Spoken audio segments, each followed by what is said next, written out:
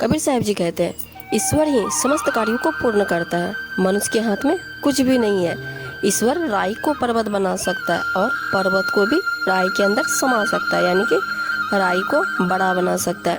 भाव है कि मनुष्य मात्र विचार कर सकता है, मैंने अमुक कार्य किया, मैंने यह प्राप्त किया, मैंने वह किया, लेकिन सत्यता यही है कि जीव के हाथ में कुछ भी नहीं होता है।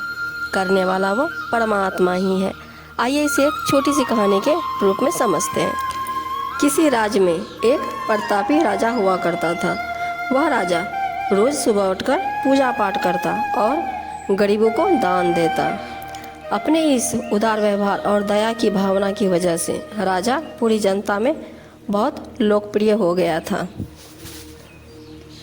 रोज सुबह दरबार खुलते ही राजा के यहाँ गरीब और भिखारियों की लंबी लाइन लग जाती थी।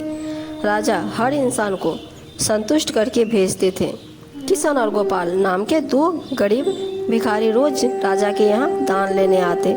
राजा जब किशन को दान देता तो किशन राजा की बहुत वाहवाही करता और राजा को दुआएं देता। वही जब राजा गोपाल को दान देता तो वह हर बार एक ही बात बोलता, हे ईश्वर, तू बड़ा दयालु है, तूने मुझे इतना सब कुछ दिया। राजा को उसकी बात थोड़ी बुरी लगती थी।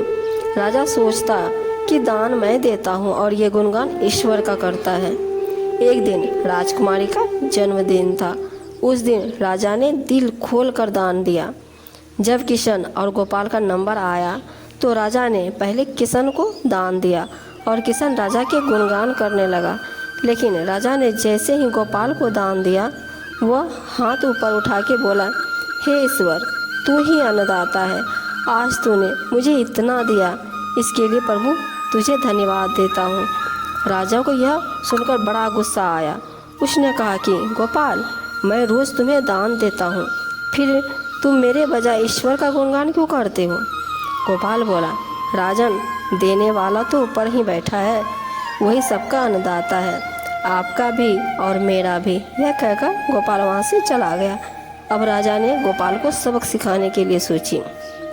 अगले दिन जब किशन और गोपाल का नंबर आया तो राजा ने किशन को दान दिया और कहा, किशन, मुझे गोपाल से कुछ बात करनी है, इसलिए तुम जाओ और गोपाल को यहीं छोड़ जाओ। और हाँ, आज तुम अपने पुराने रास्ते से मत जाना। आज तुमको राजमहल के किनारे से जाना है, जहाँ मैं गुजरता हूँ। किशन खुशी खुशी दान लेकर चला गया। राजमहल के किनारे का रास्ता बड़ा ही शानदार और खुशबू भरा था। संजोग से राजा ने उस रास्ते में एक चांदी के सिक्कों से भरा घड़ा रखवा दिया था। लेकिन किशन आज अपनी मस्ती में मस्त था। वह सोच रहा था कि राजा की मुझ पर बड़ी कृपा हुई है, जो मुझको अपने राजमहल के रास्ते से गुजारा। यहाँ से तो मैं अगर आँख बंद कर भी चलूँ तो भी कोई परेशानी नहीं होगी। यही सोचकर किशन आंखें बंद करके रास्ते से गुजर गया, लेकिन उसकी नज़र चांदी के सिक्कों से भरे घड़े पर नहीं पड़ी। थोड़ी देर बाद राजा ने गोपाल से कहा कि अब तुम जाओ, क्योंकि किशन अब जा चुका होगा, लेकिन तुमको भी उसी रास्ते से जाना है जिससे किशन गया है। गोपाल धीमे कदमों से ईश्वर का धन्यवाद करते हुए आगे बढ़ चला। अभी थोड़ी दूर ही गया होगा कि उसकी नज़र चांदी के सिक्कों से भरे घड़े पर पड़ी। गोपाल घड़ा पाकर बड़ा खुश हुआ। उसने कहा, ईश्वर, तेरी मुझ पर बड़ी अनुकंपा है, तूने मुझे इतना धन दिया। और वो घड़ा लेकर घर चला गया। अगले दिन फिर से जब गोपाल और किशन का नंबर आया तो राजा को लगा कि किशन घड़ा ले चुका होगा, इसलिए उसने किशन से पूछा, क्यों किशन, कल का रास्ता कैसा रहा? राह में कुछ मिला या नहीं? किशन ने कहा, महाराज, रास्ता इतना सुंदर था कि मैं तो आंख बंद करके घर चला गया, लेकिन कुछ मिला तो नहीं। फिर राजा ने गोपाल से पूछा तो उसने बताया कि राजा, कल मुझे चांदी के सिक्कों से भरा एक घड़ा मिला। ईश्वर ने मुझ पर बड़ी कृपा की है। राजा किशन से बड़ा गुस्सा हुआ। उसने कहा कि आज मैं तुझे धन नहीं दूंगा, बल्कि एक तरबूज दूंगा। किशन बेचारा परेशान तो था, लेकिन कहता भी तो क्या, चुपचाप तरबूज लेकर चल पड़ा। उधर राजा ने गोपाल को रोजाना की तरह कुछ धन दे दिया। किशन ने सोचा कि इस तरबूज का मैं क्या करूँगा, और यही सोचकर वो अपना तरबूज एक फल वाले को बेच गया अब जब गोपाल रास्ते से गुजरा, उसने सोचा कि घर कुछ खाने को तो है नहीं, क्यों ना बच्चों के लिए एक तरबूज ले लिया जाए। तो गोपाल फल बेचने वाले से वही तरबूज खरीद लाया जिसे किशन बेच गया था।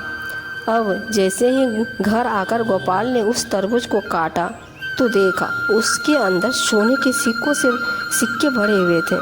गोपाल ये देखकर बड़ा प्रसन्न हुआ और ईश्वर को धन्यवाद देते हुए बोला, हे ईश्वर, आज तूने मेरी गरीबी दूर कर दी।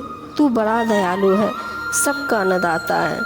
अगले दिन जब राजा दान दे रहा था तो उसने देखा कि केवल अकेला किशन ही आया है, गोपाल नहीं आया।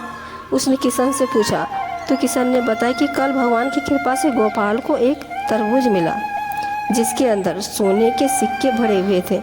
वह गोपाल तो अब संपन्न इंसान हो चुका है। किशन की बात सुनकर राजा ने भी अपने हाथ आसमान की ओर उठाया और बोला, हे ईश्वर, वाकई तू ही अन्नदाता है, मैं तो मात्र एक जरिया हूँ, तू ही सबका पालनहार है। राजा को अब सारी बात समझ में आ चुकी थी।